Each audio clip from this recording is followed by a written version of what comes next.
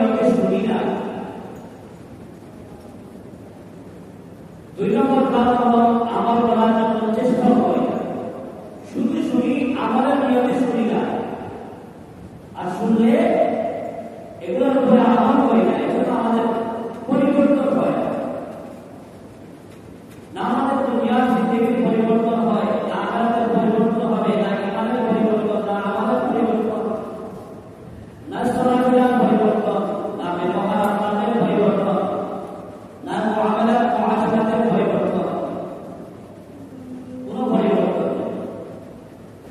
আমি বয়ান করি, যারা বয়ান করে অনেকেই আমাদের পরিবর্তন হয় না, আমরা মানি না, যাদেরকে বয়ান করে আপনারা হয় অনেকেই মানি না।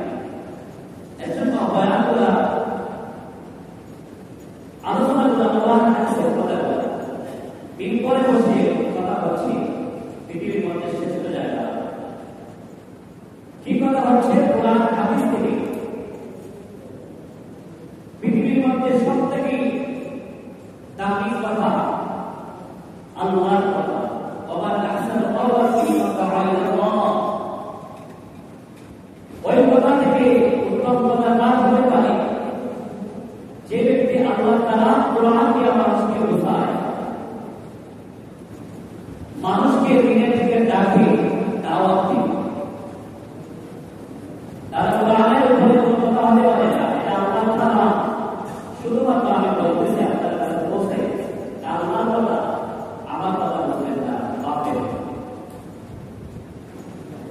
2 নম্বর হচ্ছে হাদিস শরীফের কথা, নবীজির সমাজের কথা। ভুললে মিস হতে পারে, রাসূল সাল্লাল্লাহু আলাইহি ওয়াসাল্লামের সমাজের কথা বিলকুল পরিমাণ শব্দ হারাই মিস হবে না। এজন্য এই কথাকে সাধারণ মনে করা যাবে না, এই কথাকে হুজুরের কথা বলা যাবে না, বরং এই কথাগুলো হচ্ছে হাদিসের কথা, নবীজির কথা, রাসূলের কথা, পৃথিবীর মধ্যে শ্রেষ্ঠ মানুষের কথা।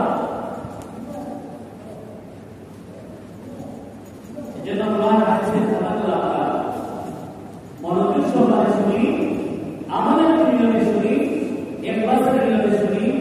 আল্লাহ তাআলার সাহায্য চাই, দোয়া করি আল্লাহ তাআলা আমাদের সাহায্য করবে, আমল করার সুযোগ দেবে, মন্দ কাজ ছাড়ার সুযোগ দেবে, এই আমল কিছু কিছু করা